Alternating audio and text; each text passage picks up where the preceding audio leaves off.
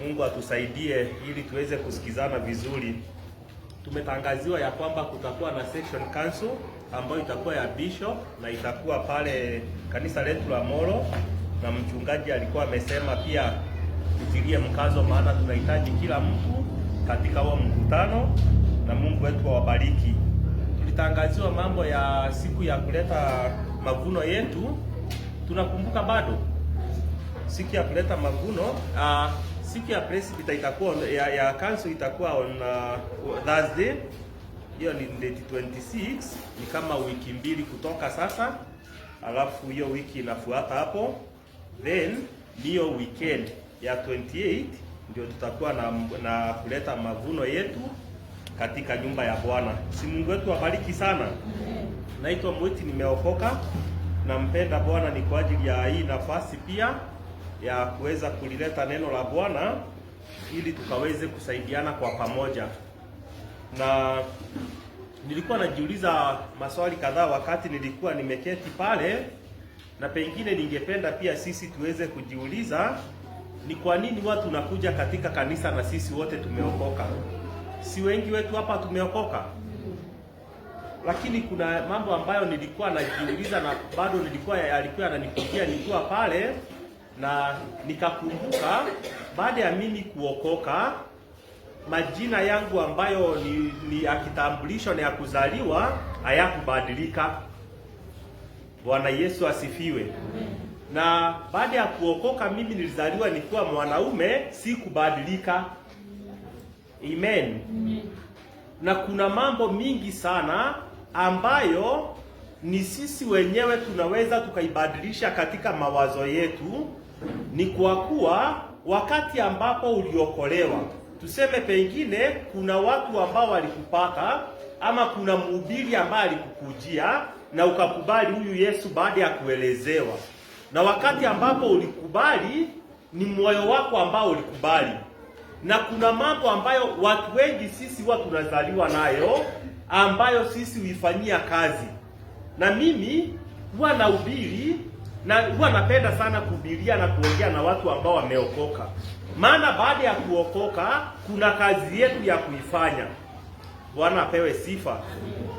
Ni sisi kuchunguza na kujiuliza, na kuokoka ni nini?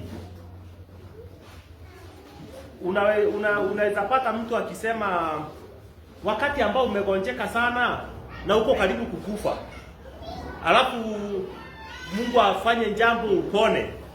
Tunaweza tukasema umeponea. Amen. Wakati ambao tumeokoka, na hii wokovu ni nini? Wokovu huwa inaingia katika moyo, na Biblia huwa inatuambia ni kuamini ya kwamba, kuamini Yesu na kukiri na kinywa chetu. Na baada ya kuamini na kukiri, na baada ya kuamini katika mioyo yetu na kukiri na kinywa chetu, ni nini ambayo inahitaji fuate pale? Na hiyo ndio sababu watu tunakuja katika kanisa. Kama kuna mambo ambayo tulizaliwa nayo, pengine ulizaliwa na hasira, kuna wengine wanakuanga wamezaliwa na kivuli mingi sana, hata katika kutembea unaona mtu anakanyanga na malingo mingi sana. Si ni kweli? Kuna wengine walizaliwa na wakalelewa kule ambapo wamezaliwa wakakuwa very arrogant. Sijui kama umewahi sikia tutoto tukiongea na unakuta hata katoto kana kujibu vibaya mpaka unashindwa huyu ni wa nani. Umewahi kutana na mambo kama yale? Kuna watu wengine bado unakuta mtu mkiongea na yeye anaweza akakujibu mpaka ufikiria hata mmekosana na ana ubaya na wewe. Amen. Ni ile environment ambayo amekaa, ni wale watu ambao wamekuwa na wao, na kuna wengine wanakuanga na matusi mingi sana. Bwana Yesu asifiwe. Kuna wakati Mwendeka alianzia kwenda shule na kakaanzia kujifunza kuongea. Kuna siku amewahi toa neno mpaka nikaita mamake nikamwambia gusikia vile mtoto anaitana, na nikamkosea tena intentionally ndio aitane vile alikuwa ameniita. Na akatoa matusi. Nikauliza mama ni wapi alitoa, kumbe ni watoto ambao wako nao shule. Bwana Yesu asifiwe. Unaongea na mtoto alafu unasikia anakuambia jinga hii. Unasikia mtoto anakuambia we ni mjinga sana. Mwingine anakuambia we uko na utoto na niye mtoto. Bwana Yesu asifiwe. na mambo kama haya. Wakati ambao umelelewa kwa environment ya matusi, kuokoka peke yake, huwezi ukaokoka leo na ujikute kesho matusi imetoka kwa kinywa chako mara moja. Bwana Yesu asifiwe.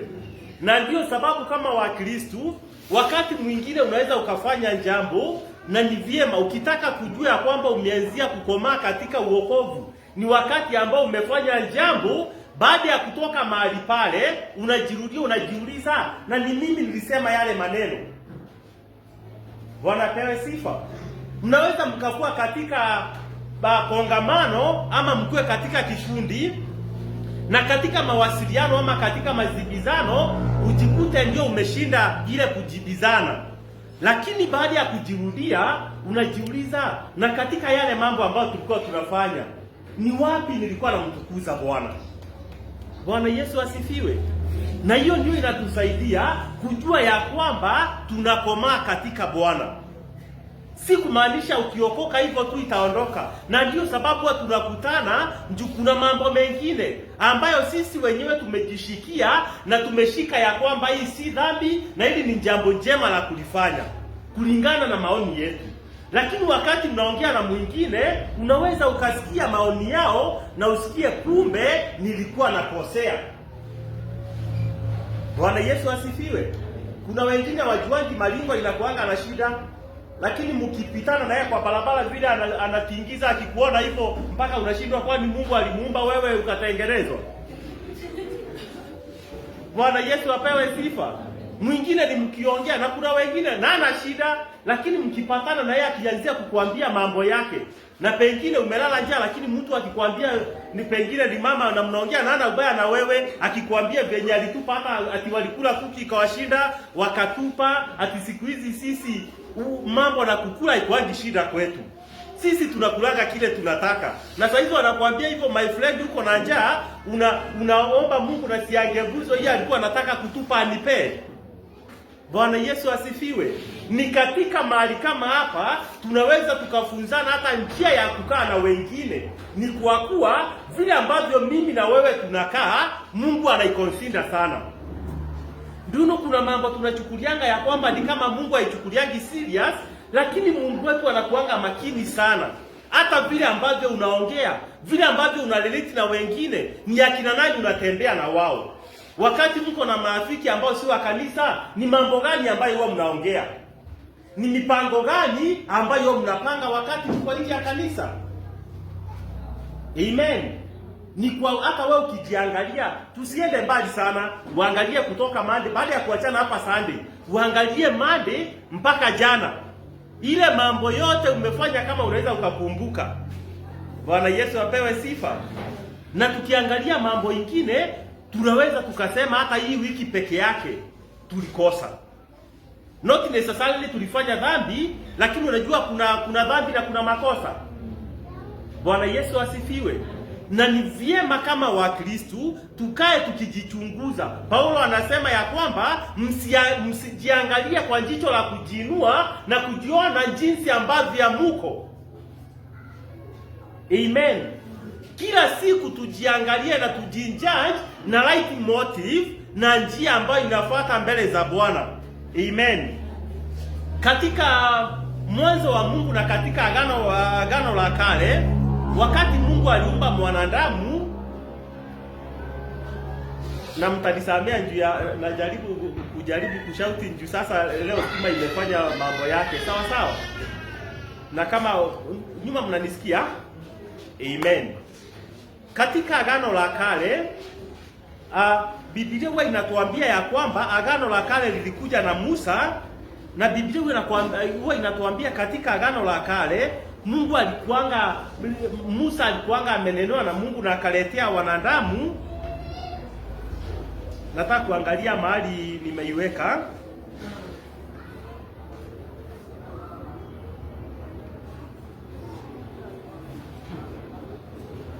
Bwana Yesu asifiwe. Katika lile agano la kale, wakati Mungu alikuwa ananena na Musa, na sisi tunajua Musa ndiye alikuwa amepata zile amri za Mungu zile 10. Na wakati alikuwa ametengeneza agano la kale, wakati ule agano la kale lilikuwa linaandikwa na vikundi. Kama tunaweza kumbuka wale ambao tumesoma Agano la Kale sana, ni nyakati kama zile ungepata mtu mmoja katika jamii ametenda dhambi na hiyo jamii yote inamalizwa.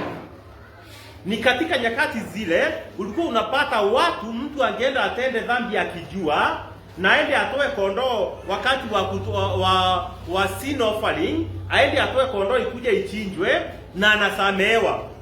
Baada ya kusamehewa, anaenda tena anafanya dhambi na anangojea wakati wa kutubu, anakuja na kondoo tena na anasamehewa. Bwana Yesu asifiwe. Wakati ule katika Agano ya Kale bado walikuwa wanadilu sana na damu ama dhabihu ambayo ilikuwa ya kondoo na ilikuwa inahusika na kumwaga damu. Lakini katika Agano Jipya, baada ya kukuja kwa Yesu, ile agano ya Mungu ya kwanza ya Musa si kumalizwa, ilimalizwa, lakini ni nguvu ilitiliwa na ikabadilishwa vipengele fulani ya kwamba lili agano walikuandikwa tena katika zile mawe walikuwa wanatumia kuandika, lakini ikaandikwa katika mioyo ya Wakristo. Bwana Yesu apewe sifa. Vile ambavyo tulikuwa tunatoa dhabihu za kondoo na hizo zingine Baba Njoki alikuwa anaguza, hiyo mambo ikaondolewa, tukatolewa dhabihu moja ambayo ilikuwa inatosha kila wakati, ambaye ni Yesu Kristo, ambaye alikufa ni kwa ajili yetu. Bwana Yesu asifiwe. Na alikufa ni kwa ajili ya kila mmoja, na ndio sababu sisi ni waokovu. Yesu hakukuja ni kwa sababu nyingine. Yesu alikuja ni kwa sababu yetu sisi ambao ni waokovu. Na siku ya leo tunaweza tukakuwa na ujasiri wa kulinga ya kwamba si kwa mambo mingi ambayo tumeaccomplish ama vitu ambavyo tumepata, lakini tunaweza tukalinga ya kwamba mimi niliamini Yesu na nikampokea ndani yangu na nimeokoka. Bwana Yesu asifiwe. Kuna wengine wamekuja na theory zingine, lakini jambo la kufurahia ni ya kwamba sisi wote, na wakati Yesu alikufa tulipewa ruhusa sisi wote, atakaye kubali na kumwamini anaokolewa. Bwana Yesu asifiwe. Kwa hivyo tuko we are the right inheritance ya uokovu. Ni kwa kuwa tumeukubali ndani yetu na tumeupokea. Na kwa hivyo hatuna sababu ya kwenda kutoa kondoo, ni kwa kuwa kondoo mmoja ambaye ni Kristo Yesu alikufa ni kwa ajili yetu na tumepata kukombolewa. Bwana Yesu asifiwe. Na siku ya leo nilikuwa nataka kwa dakika chache tuweze kuongea kuhusu dhabihu ambayo inakubalika mbele za Bwana. Na nimesema ya kwamba dhabihu ambayo inakubalika siku ambazo tunaishi, hakuna mambo ya kuchinja, kutoa na kumwaga damu. Hiyo yote Yesu aligharimika pale msalabani. Alikufa ni kwa ajili yetu. Bwana Yesu asifiwe. Na tunaambiwa ya kwamba kupitia Biblia ya kwamba siku ya leo dhabihu ambayo tunaweza tukatoa siku ya leo, na hekalu la Bwana na agano la Bwana limeandikwa katika mioyo yetu.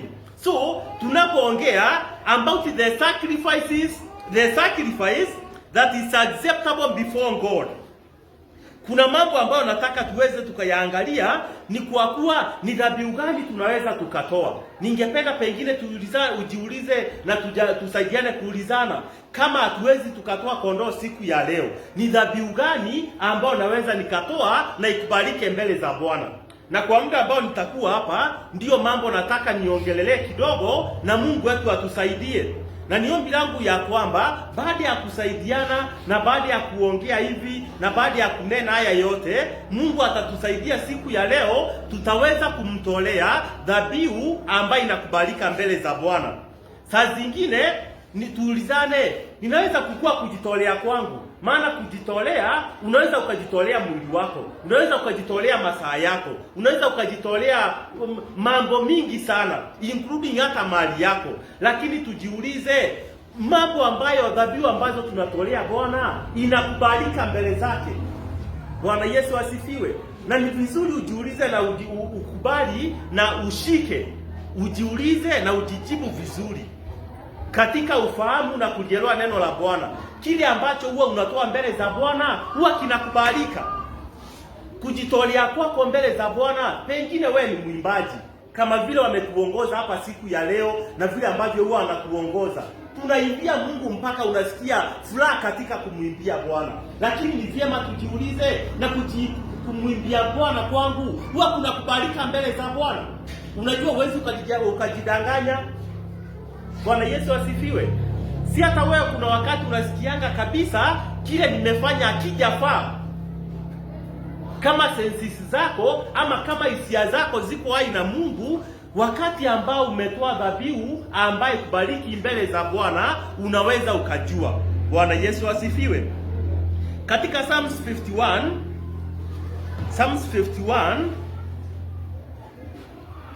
verse 16 and 17,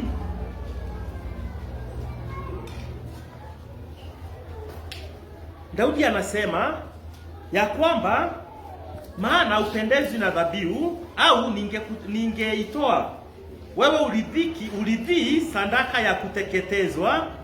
Dhabihu za Mungu ni roho iliyovunjika, moyo uliovunjika na kubondeka. Mungu utaudharau. Naye maneno baada ya Daudi anayaongea baada ya kutenda dhambi na akakuja kutubu. Katika hiyo Psalms 51 yote anafika mahali anamwambia, anaelezea Bwana katika kutubu kwake, anamuelezea ya kwamba nilizaliwa katika dhambi. Hata kuzaliwa kwangu, hata kuumbika kwangu, katika hata vile ambavyo nilikuja katika tumbo ya mamangu, niliingia kwa njia ya dhambi. Na ni baada ya kuelewa dhambi zake anakuja anamwambia Bwana, Mungu niumbie moyo mpya. Baada ya kutenda dhambi na baada ya kujua kwamba njia zake zimetengana na Bwana, na kujua ya kwamba moyo wake ambao alikuwa nao uko na udanganyifu mwingi, uko na uovu mwingi, umelemaa kiwango fulani, anamwambia Bwana niumbie moyo mpya. Na anakuja anagundua ya kwamba, na anamwambia Mungu ya kwamba kama ni dhabihu za kuteketeza ziwe zinakupendeza Bwana, ningekutolea, lakini sasa nifanye nini? Amen. Anasema wewe Bwana ufurahishi na dhabihu za kuteketezwa, lakini dhabihu ambayo inakufurahisha ni moyo ambao umebondeka. Bwana Yesu asifiwe. A broken and a contrite spirit. Na wakati anamwambia yale ya kwamba, na ndio ningetaka tushike, ni nini naweza nikatolea Bwana? Kama saa hizi wakati tunaongea mambo ya sadaka ambayo inakubalika, kuna mtu anaweza akaangalia anasema, pengine niko na ng'ombe, niko na mali, niko na vitu mingi naweza nikamtolea Bwana. Lakini vile vyote ambavyo unaweza ukafikiria, unaweza ukampea Mungu. Kama ni mwanadamu, kama siku ya leo, saa hizi si wanasema money has power. Hii Kenya ambayo tuko na pesa, unaweza ukafanya mambo mingi sana. Lakini kuna mambo ambayo yamepita kununuliwa na pesa. Vitu mingi sana unaweza ukanunua na pesa, lakini kuna mambo na wakati ambao tumekuja mbele za Mungu, na hapa ndipo Mungu wetu anabaki kukuwa Mungu wa haki. Maana agano lake ni kweli na ni ndio. Akisema kumwamini ni kuachana na dhambi, hata kama uko na vitu gani ambavyo Mungu wetu hatuwezi tukamuonga. Bwana Yesu asifiwe. Mpaka mwimbaji mmoja akasema, na ungekuwa mwanadamu, maana Mungu wetu si mwanadamu, yeye ni wa haki kila wakati. Kwa hivyo kile kinahitajika kwa Mungu wetu ni moyo ambao umebondeka mbele za Bwana, moyo ambao uko na unyenyekevu mbele za Bwana, moyo ambao hauna kiburi. Bwana Yesu apewe sifa. Huo ndio moyo, na hiyo ndio dhabihu ambayo tunaongelelea siku ya leo. Na tukisoma katika Romans 12 ambayo huwa tunaisema sana, Romans 12 kutoka chapter 1, as in Romans 12 kutoka verse 1.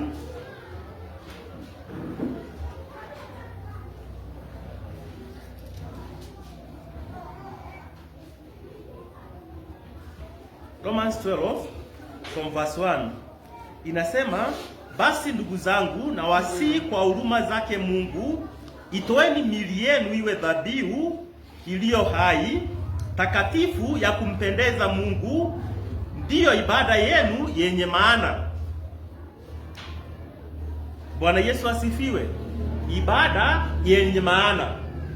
Na kama kuitoa miili yetu kama dhabihu iliyo takatifu mbele za Bwana, kama ndiyo ibada ambayo, kama ndiyo dhabihu iliyo na maana mbele za Bwana, ni kumaanisha kuna dhabihu zingine hazina maana mbele za Bwana.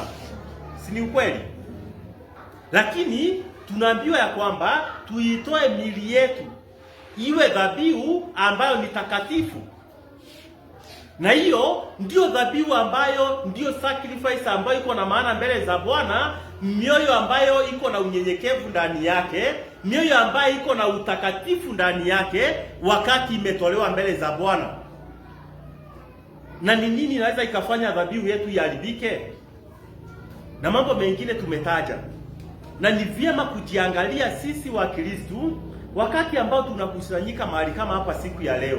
Wakati tumejitolea, wakati tumejipeana kwa Bwana.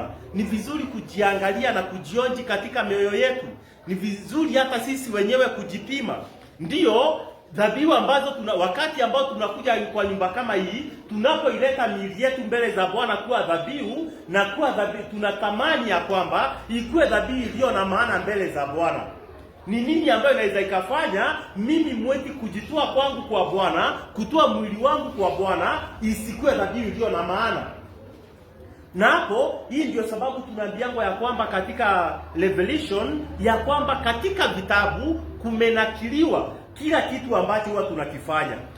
Mambo ambayo huwa tunafanya pale nje, mambo ambayo huwa tunafanya hapa ndani, mambo ambayo huwa tunaiwekea siku baada ya nyingine, hiyo ndio inaonyesha ya kwamba miili yetu ni takatifu ama sio takatifu.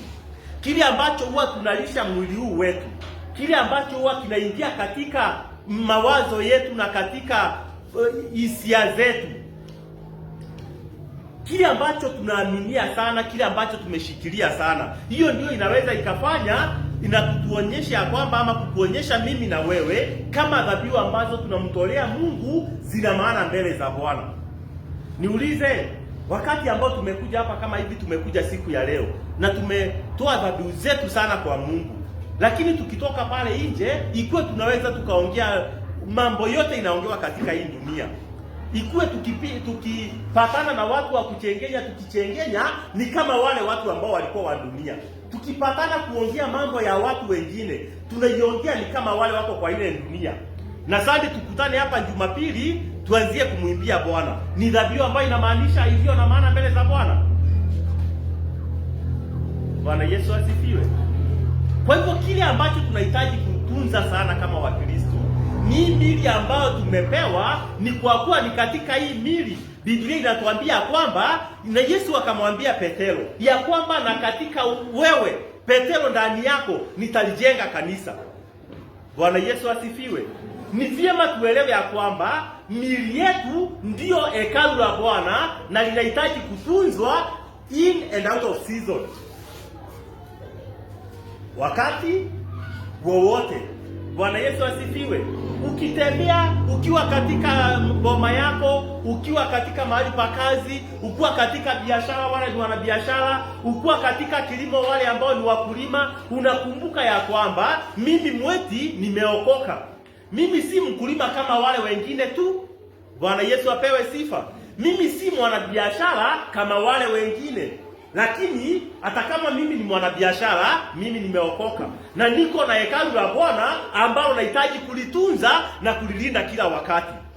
Na hii inatusaidia kukaa kama tumejisikia kila wakati na kila mahali. Unakumbuka saa zingine, na si hata umwai wakati ambao hisia zako ziko hai, mtu anaweza akakutumia message ya kukuongelesha vibaya, na unafikiria, unaanzia kuwaza, hii message nitaijibu vyenye hata yeye mwenyewe atajua amenikosea. Wakati umeanzia kutai, unakumbuka kwamba nimeokoka, na hii ujumbe ambao unataka kurudisha si ujumbe mzuri, unakuta umeifuta na unatulia katika Bwana. Bwana Yesu asifiwe. Pengine mko katika kikundi, mtu akuinukie tu na akuwekelee kitu ama akuwekelee maneno. Usikie hapa sasa, ni lazima ijulikane nani yako na nguvu. na ujipange sasa, hapa ni lazima tupimane. Lakini katika ile hali ya kufikiria kupimana, ni kwa kuwa umebeba hekalu la Bwana, kabla mpimane unakumbuka kwamba nimeokoka. Na hata saa zingine mtu anaweza akasema na ameogopa. Bwana Yesu asifiwe. Na unaweza ukasema ndio, ni kweli hata mimi nimeogopa, siwezi nikafanya hivyo. Bwana Yesu asifiwe. Ni katika kuitunza hekalu la Bwana, ni katika kutunza miili yetu, hata vijana wetu ambao tuko na wao. Unaweza ukaona kila mtu ameelekea hiyo direction. Wote wameamua ni kwenda pengine kwa raha za kukunywa, wengine wameamua pengine ni kila mtu akuwe na wake na mko shule. Lakini wakati ambao si tunasemanga mambo na peer pressure. Amen. Na si ikwangi kwa youth peke yake, hata kwa watu wazima kama sisi. Kuna wakati mnaweza mkakaa na rafiki, uone vile ameinuliwa na Mungu mpaka ushindwe. Ni njia gani anatumianga? Uone pengine viti zimebadilishwa kwa nyumba, vitambaa za nyumba zimebadilishwa, na we unaanzia kuamua njia zote nitatumia, ni lazima hata mimi nitabadilisha.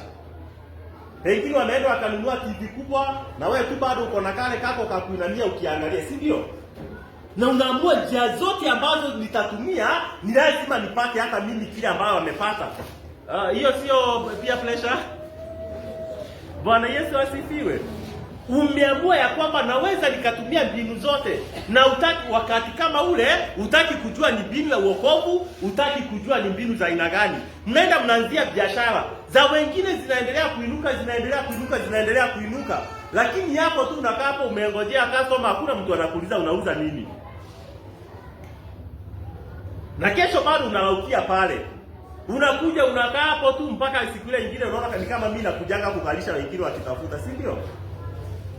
Na alafu hapo kwa mipango ya shetani mtu anakuja anakuambia kama unataka biashara yako ishike kama yangu, kuja nikuonyeshe mahali tulienda. Na ukianzia kuangalia, ukiona vile yake imepiki na yako vile imekatalia pale, na unaambiwa ukienda pale ukipewa tumiti na nini, na ukuje urushe tu vitu kwa biashara, unaambiwa kila mtu atakuwa anakuja hapo. Unaona ni kama hii ina make sense. Lakini kabla ya kukata kauli ya kuenda kule, unakumbuka kwamba mimi ni hekalu la Bwana. Bwana Yesu asifiwe. Unakumbuka kwamba mimi nimeokoka, na sisi tuna imani ya kwamba hata kama mambo ionekani ni kama itafaulu, tunaamini Mungu atatengeneza njia hata mahali kama hapo. Bwana Yesu asifiwe. Unakataa kujichanganya juu Romans imetuambia, ukienda mstari ya 3 inatuambia na tusijichanganye, tusifuatanishe na raha za hii dunia, tusikae kama watu wa dunia. Siku hizi unakuta hata katika makanisa yetu, na sijasema ni hili letu, kuna vitu zingine tunatoa kule kwa dunia, tunazileta kwa kanisa na tunazifanya kuwa takatifu. Bwana Yesu asifiwe. Sijui kama zinakuanga huku, lakini kuna mahali nimwaienda unasikia ati sasa unasikia na watu wa vyombo wanaambiwa tuwekee ile ndombulo ya Yesu. Hao njenzia watajua mambo ya ndombulo, lakini tukua wadogo ndizo zilikuwa zinashika. Bwana Yesu apewe sifa. Lakini sisi ambao tumejielewa na hatutaki kukuja hapa peke yake tuperform, hatutaki kukuja turukaruki hapa ndio watu wafurahi, lakini tunataka kuruka kwetu, tunataka kuimba kwetu impendeze Bwana. Bwana Yesu asifiwe. Na hiyo ndio dhabihu ambayo tunaweza tukakuwa tunatamani kumtolea Bwana, si mambo ambayo tunafanya sisi wenyewe. Tunatoka pale unasikia umefurahia bila kujali Mungu amekubali dhabihu yetu ama haijakubalika. Unajua Mungu anaweza akakataa dhabihu. Bwana Yesu asifiwe. Katika kitabu cha Mwanzo tunasoma kuhusu vijana wawili ambao ni Cain and Abel, na ni mtu na ndugu yake wanaenda kumtolea Bwana dhabihu. Na Biblia inatuambia Abel alikuja na mifugo yake ile mizuri, ile minono vizuri, akakuja akateketeza mbele za Bwana. Ndugu yake naye Cain akakuja na mazao yake ya shamba, naye akateketeza tu mbele za Bwana. Lakini Biblia inasema ya kwamba na Mungu akakubali dhabihu ya Abel na akaikataa dhabihu ya Cain. Na wakati Mungu mwenyewe ndiye aliona Kaini amekasirika sana, na akaona hata vile sura yake imekunjwa, na akamuuliza kwa nini umekasirika? Kwa nini unakunja sura yako? Ukifanya kile ambacho kinakubalika, si hata yako itakubalika? Hiyo ni maneno ya Mungu akimuuliza huyu kijana. Bwana Yesu asifiwe. Kitu ya kwanza imekataliwa. Na wakati nilikuwa nasoma hii mambo juu nilitaka kujua sana ni kwa nini. Unajua wengine kuna watu wanakuanga na mambo mingi, wanasema ati Kaini alienda akachukua zile mazao zile ambazo ni reject, zile mbaya ndizo alikuja kuleta mbele za Bwana. Lakini hakuna mahali imeandikwa. Lakini mambo ambayo yameandikwa pale na nilikuwa najaribu kupata hapa, Mungu anamuuliza ni kwa nini unakasirika? Si hata wewe ukifanya vile ambavyo inastahili yako itakubalika. Ni kuonyesha ya kwamba hao watu, na nilikuwa nataka kuamini hata wakati ambao nilikuwa nasoma haya maneno ya kwamba nilikuwa nataka kuamini kwa mara yao ya kwanza kuenda kutolea Mungu dhabihu. Kumaanisha walikuwa wanajua wote kile ambacho Mungu anakubali. Bwana Yesu asifiwe. Na hata tunaweza tukajiulizana kama walikuwa wanajua kuna kutoa dhabihu, si ni lazima walikuwa wanajua kuna vile ambavyo dhabihu inastahili kutolewa na kuna ile dhabihu ambayo inahitaji kutolewa. Lakini kwa mpangilio wake na kwa kupenda kwake yeye mwenyewe akachagua kutoa vile ambavyo inastahili. Lakini ndugu yake Abel akaamua kutoa dhabihu ambayo Mungu anapendezwa nayo na ambayo inakubalika mbele za Bwana. Lakini kila mtu ni kwa sababu ya matokeo ya mawazo yake na mipango yake, wakati ya huyu imekataliwa anakasirika. Bwana Yesu asifiwe. Na hapa ndipo unakutanga hata Wakristo wengine tunakuja hapa na hata wengine wanalalamika katika maombi. Mungu, ni kwa nini ukabariki isiwe nzuri na tujianzia pamoja na yeye? Ni kwa nini Mungu umeinua fulani wa fulani kuliko mimi, na hata biashara huwa tunafanya biashara moja? Ni kwa nini umeinua fulani na hata tumeajiriwa kazi moja na yeye na mimi hujaniinua? Bwana Yesu asifiwe. Lakini nimekuja niwaambie siku ya leo wapendwa, ya kwamba tukubali kufanya kile ambacho kinakubalika mbele za Bwana. Tunapokuja katika kanisa na katika uokovu, tukubali kutoa dhabihu ambazo zinakubalika mbele za Bwana. Na ninataka kuamini ya kwamba hata kama ni kuanguka, wengine tunaangukanga tukijua. Amen. Na tunatafuta visababu. Unakuta pengine mtu akisema, na huwa inasema sana ni Wakristo ambao wanajitetea ili waanguke kwa dhambi. Unasikia mtu akisema hata kale ka uongo kadogo ka kujitetea. Sio tunasema hivyo Wakristo? Bwana Yesu asifiwe. Mtu anaulizwa kitu na unaulizwa, si kwa nini ulidanganya? Wakati umeshikwa ndio unasema ya kwamba hata Abraham alidanganya. Na unaenda kupeana details, unasema alisema Sarai ni sister yake na alikuwa bibi yake. Huyo ni Mkristo wakati anajitetea akianguka kwa dhambi na hataki kuokoka. Bwana Yesu asifiwe. Na mambo gani mengine wewe tunajitetea nayo? Vijana walikuwa wanasema, na hata Biblia imesema mtu akwe na mke mmoja. Na sasa hizo mwenye anasema hivyo ako class 7 ama ako form 2. Sasa ndio anataka kuanguka katika dhambi, anajitetea na kamstari ka Biblia. Bwana Yesu asifiwe. Lakini ni Mungu wetu atusaidie sana wapendwa, ili katika kujitolea kwetu na katika mambo yote ambayo tunajitolea. Kuna mhubiri ambaye wanapenda kusikiza sana, alikuwa anasema, na kama Mungu atakutumia, ukute Mungu anakutumia na njia kubwa. Pengine unatumiwa kusimama katika madhabahu, unatumiwa katika pengine kuona mambo ambayo atakuja. Ukiona Mungu anakutumia, unahitaji kukua makini sana hata yale mambo ambayo unaongea. Unahitaji kukua makini sana hata usiweze ukadanganya. Ni kwa kuwa wakati ambao Mungu ameingia ndani yetu na amekubali kututumia, na sisi tumeenda kule tumejichanganya, tunaondoa roho wa Mungu ndani yetu. Na ndio unakuta ni Mkristo tu ndio anakujanga kanisa, lakini kama ni kukasirika, anaambiwa na wewe kama watu wale wengine wa dunia. Si hata mnasikianga hata wengine ni wachungaji, mtu akisema mimi mtu akinigonga tunaonana na yeye hapo hapo. Hata mmoja nilisikia mpaka nikasema huyu Mungu amsaidie, akisema ati hata Yesu ambaye aligongwa alienda mbinguni. Sasa alikuwa anajaribu kujitetea ya kwamba mimi huwezi ukanigonga side moja atilikupatia hiyo ingine, ni tunaonana na wewe. Bwana Yesu asifiwe. Ni Mungu wetu atusaidie sana, ili tukae kama Wakristo katika mambo yetu, katika njia zetu tuonyeshe Ukristo, na kila kitu ambacho tunakifanya idhibitisha kwamba sisi ni watu ambao tunamcha Mungu. Bwana Yesu asifiwe. Na hiyo ndiyo dhabihu tunaweza tukamtolea Mungu. Hata kama sasa tuko 2026, na sijui kama ni mimi peke yangu nimeona hivyo, lakini nani alijua Januari ikiisha? Bwana Yesu asifiwe. Hata wale wanasemanga Januari inakuanga refu, siku hizi nilikuwa nasikia wakisema ati ya huu mwaka ni kama imekuwa ndogo. Bwana Yesu asifiwe. Na wapendwa, ukweli ni kwamba siku zinaenda mbio sana.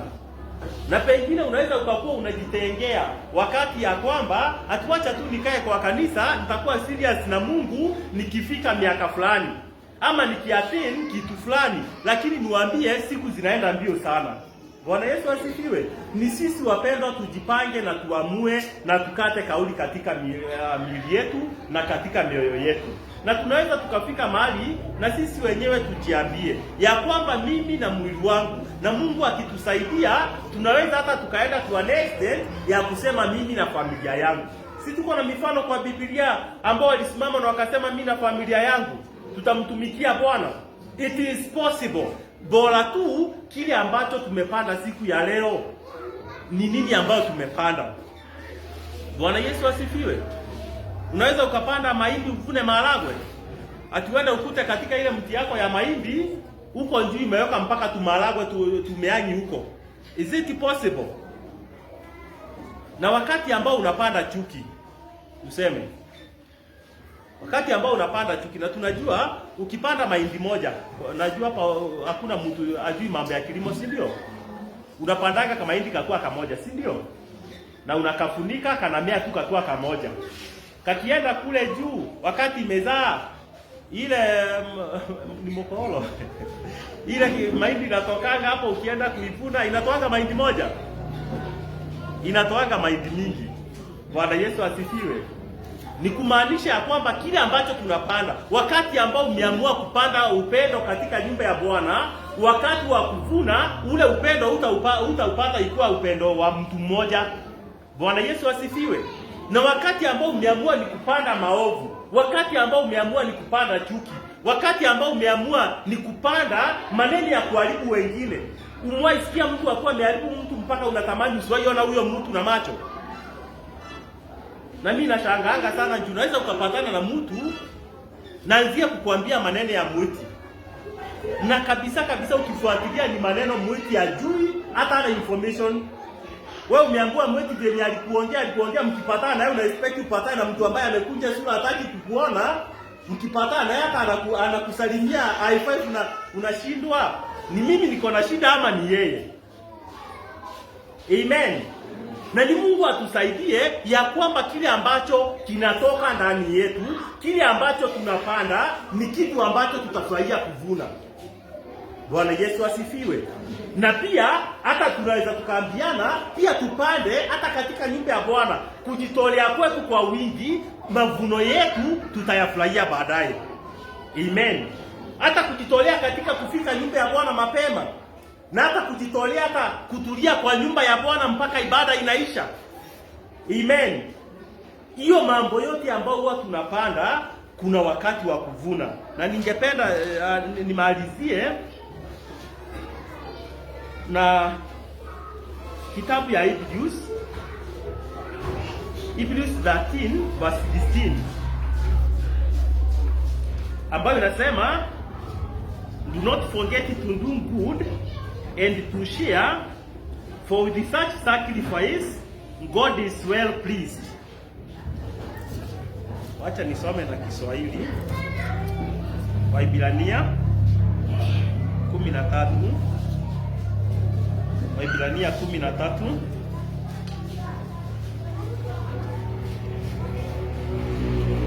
mstari wa 16. Biblia inasema, lakini msisahau kutenda mema na kushirikiana, maana sadaka kama hizi ndizo zipendezazo Mungu. Bwana Yesu asifiwe. Tusisahau, Biblia inatuambia kwamba tusisahau, ni kwa kuwa mwanadamu ni wa kusahau. Amen. Bwana asifiwe. Na ndio sababu, hiyo ni sababu ingine huwa inafanya tukutane katika nyumba ya Bwana, na ndio sababu hata tuko na mashirika hapa katikati ili tuweze kukumbushana. Pengine tumeachana hapa Jumapili kama siku ya leo, tumeachana na wewe umeondoka. Baada ya kuondoka hapa, juu ya shughuli za maisha na mambo ile ambayo tuko nayo katika familia, katika shughuli zetu za kazi, unakuta pengine hata ukitoka hapa ukienda tuanzie mambo ya familia, umesahau ile mambo yote tulisema siku ya leo. Lakini wakati ambao tunakutana tena, tunakumbushana. Na mojawapo ya mambo ambayo tunakumbushana ni ya kwamba sisi sio wa hii dunia. Ndio tuko hapa duniani, lakini sisi sio wa hii dunia. Bwana Yesu asifiwe. Tuko hapa duniani, but still we have a responsibility. Kuna mambo ambayo tunahitaji kuyaangalia, kuna mambo ambayo tunahitaji kuyafanya, na wakati tunakutana hapa tunaambia, na katika hiyo mambo yote ya kwamba pia kuna Mungu ambaye anatuhitaji. Bwana Yesu asifiwe. Na Biblia inatuambia tusisahau kutenda yaliyo mema na kushirikiana kwa pamoja katika wema, ni kwa kuwa hiyo ndio dhabihu ambayo humfurahisha Bwana. Bwana Yesu asifiwe. Ningependa tusimame, nimemaliza. Amen.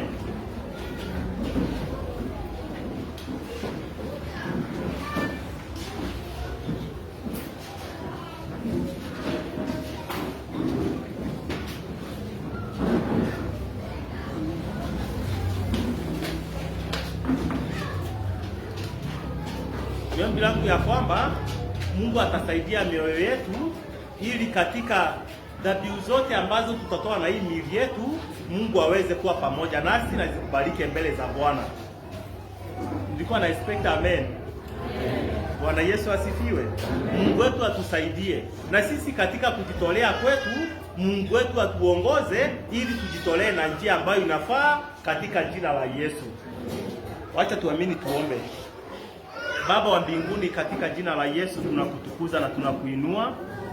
Asante ni kwa kuwa wewe ni Mungu na Baba yetu, na umenena na mioyo yetu Mfalme, umenenea mawazo yetu. Na ombi letu ni ya kwamba Bwana ukazidi kutusaidia, ni kwa kuwa tamanio la mioyo yetu Bwana ni kutolea dhabihu ambazo zinakubalika, nasi Bwana tukaweza kukubalika mbele zako. Tusaidie Baba katika upungufu wetu, tusaidie Baba in our areas of our weaknesses, ili Bwana katika kila jambo ambalo Mungu hatuwezi ukatupa nguvu. Kwa yale mambo ambayo ni magumu sana Bwana ukatusaidia akawa rahisi katika jina la Yesu. Nasi Baba kila wakati tukikutana katika madhabahu yako, tukikutana katika kanisa lako Bwana, dhabihu zetu zikakubalika. Na dhabihu zetu Bwana zikakuwakilisha hata katika mboma zetu, hata katika mahali petu pa kazi, mahali popote Bwana tutakapokuwa Jehova, tukakuwakilisha wewe Mungu katika jina la Yesu. Tunaombea Baba hata wiki ambayo inakuja kutoka Monday Jehova Jaile mpaka Sunday, tutakapokutana mahali hapa tena Bwana, tutazidi kulitukuza jina lako na kuliinua. Bariki mambo yote ambayo tutakayafanya hii juma lote, bariki biashara zetu, bariki ya familia zetu. Tubariki Baba tukiondoka na hata tukirudi, na tukalindwa na wewe. Wale Baba wa mbinguni ambao hufanya biashara za kusafiri, wengine Baba wa mbinguni tunatumia barabara ambazo ziko na uovu mwingi sana, lakini siku ya leo tunajifunika kwa damu ya Yesu, na tunaomba ya kwamba Bwana tumelindwa na wewe Jehova, tumezingirwa na damu ya Yesu katika jina la Yesu. Tuongoze Baba na ukatubariki, na ni katika jina la Yesu tunaomba na hata kuamini. Now may the grace